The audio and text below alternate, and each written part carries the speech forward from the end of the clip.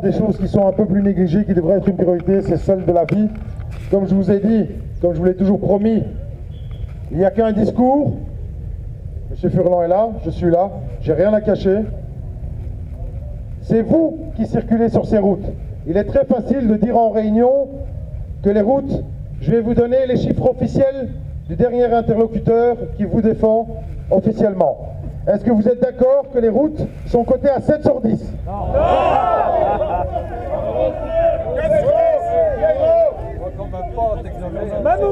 Alors, est-ce que je vais simplement vous donner au niveau communal?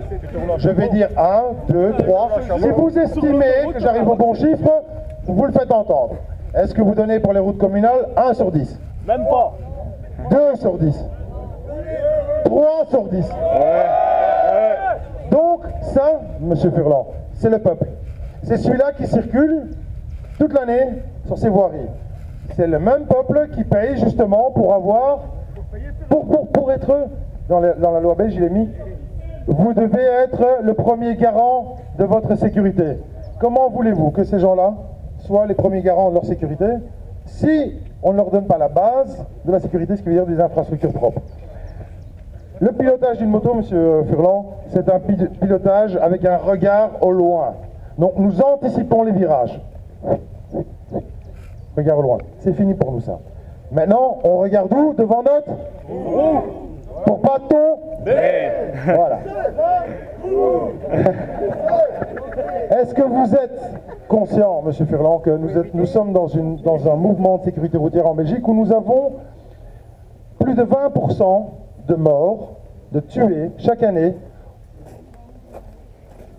On n'a pas d'explication. Ils tombent tout seuls. Est-ce que vous trouvez ça normal qu'on puisse dire que c'est tout à fait logique qu'il y ait 7%, donc dans les 112 tués de roues motorisées en Wallonie, on va dire qu'il y en a 10 qui décèdent suite à des infrastructures défectueuses? Est-ce que vous vous rendez compte que 10, c'est vrai que ça fait pas beaucoup. 10, c'est vrai que ça fait pas beaucoup. Sur 10 ans, ça fait 100.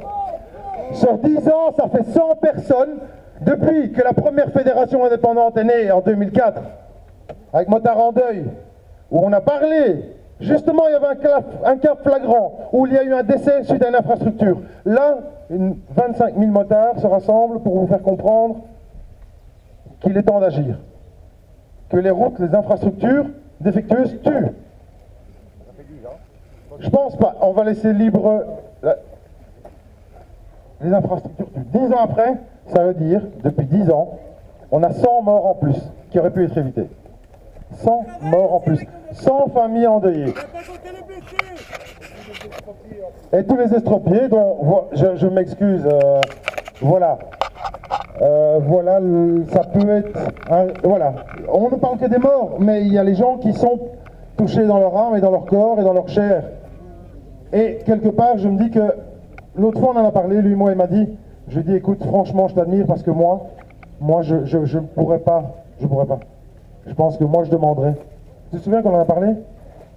Et je lui ai dit, comment tu fais, toi, pour pouvoir accepter le regard de soi qui n'est plus le même. Parce que le reflet dans le miroir, c'est plus le reflet qu'il avait avant quand il était valide. Donc il faut l'accepter. Moi, je ne pourrais pas. Donc il y a tout un travail derrière tout ça. Et nous, voilà, moi je ne représente pas grand-chose. Je représente la passion. Non, je représente la passion. Je représente, voilà, les motards passionnés, ceux qui, pour qui, voilà, j'ai pas de... Vous voyez, regardez, voilà, il y en a qui sont en cuir, il y en a qui sont en sportif, il y en a qui sont en chopper. Mais pour moi, monsieur a une famille, monsieur a une famille, monsieur a une famille, mademoiselle a une famille. Voilà, pour moi, tout ça, ce sont des gens qui ont une famille. Et j'aimerais bien que ces gens-là, quand ils circulent, parce que c'est plus...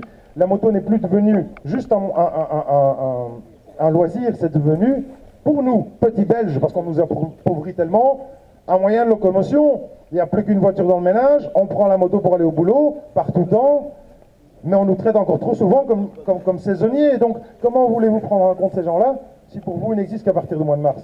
Pour preuve, les campagnes de sensibilisation officielles ne durent que 30 jours, et c'est un mois. Ah, c'est le premier mois de la saison, pour eux. Basta, après on n'entend plus parler du motard, c'est bon, c'est casé, c'est fini. Donc voilà, la question est la suivante. Quand je vous ai vu en réunion, où je me sentais quand même très seul. Là, je suis un peu moins seul, merci.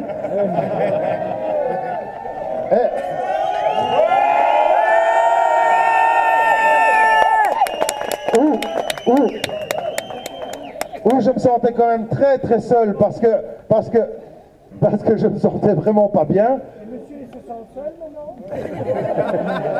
Donc j'étais vraiment pas bien. Et là vous pouvez en témoigner. Je pense que dans les réunions, est-ce que vous trouvez que je défends bien ces gens-là? Ouais. Voilà. Donc avec un discours, hein, un seul, hein, le vôtre. Ne jamais oublier, il n'y a pas de fantasme derrière tout ça. Ce sont des dossiers clairs, nets et précis. Ça veut dire quoi? Des chiffres, des familles endeuillées, et je ne l'accepte plus. Gourou, s'il vous plaît.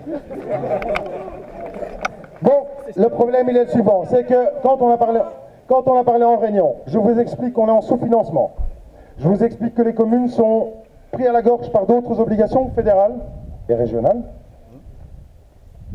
qu'ils ne savent pas agir, vous êtes bourgmestre vous-même, parce que je tenais à vous dire que quand on est bourgmestre aussi, ce qui est quand même assez gag dans l'histoire, parce que j'ai pas envie de me moquer, mais monsieur le ministre vous-même a des difficultés à réparer ses routes. Donc il manque d'argent. Mais moi, c'est pas lui, parce qu'ici ça va. Mais c'est les citoyens de toi.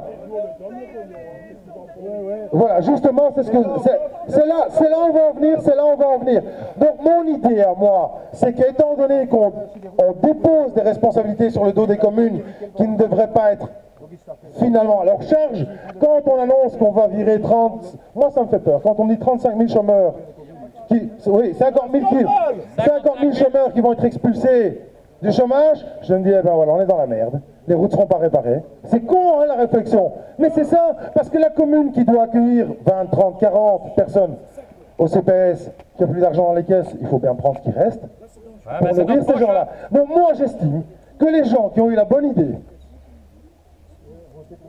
de charger les communes, de finalement débloquer, comme je vous ai dit, l'argent nécessaire pour pouvoir continuer à entretenir ce réseau routier que nous, peuple belge, wallons et bruxellois, avons largement payé, je pense, non?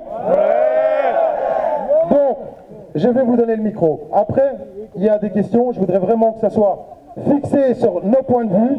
On est d'accord? Je ne fais pas de politique, vous le savez très bien. Donc, je veux que ça parle de nos routes, des budgets, d'argent. J'ai aucun souci avec ça, mais que ça concerne notre passion et notre communauté à nous, motards. On est d'accord? Après, je vous donne la parole. Moi, j'ai fini de parler. Je laisse d'abord la parole. Oui. Oui, mais là, M. Furlan va s'expliquer. Moi, j'ai plus rien à dire après. Je vous ai promis aujourd'hui le ministre Furlan. Après, je vous invite à visiter la grande place de Mons. C'est magnifique.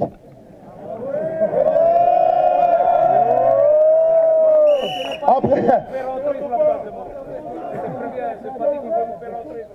je rentre. Je suis citoyen belge. J'ai des amis. Est-ce que vous êtes d'accord de m'accompagner à Mons? Donc je pense que... Et après Mons, je dois aller voir une star de la chanson à Colfontaine. Est-ce que vous êtes d'accord de m'accompagner? Là, c'est très important que vous soyez là. Par contre, je sais qu'il y en a qui doivent faire pipi dans les dames. Je m'excuse. À Colfontaine, j'ai tout prévu. J'ai tout prévu pour vous à Colfontaine, donc après Mons, le petit arrêt de Mons. À Colfontaine, il y a pour vous. Ça va Robin? On peut pas faire pipi chez le ministre.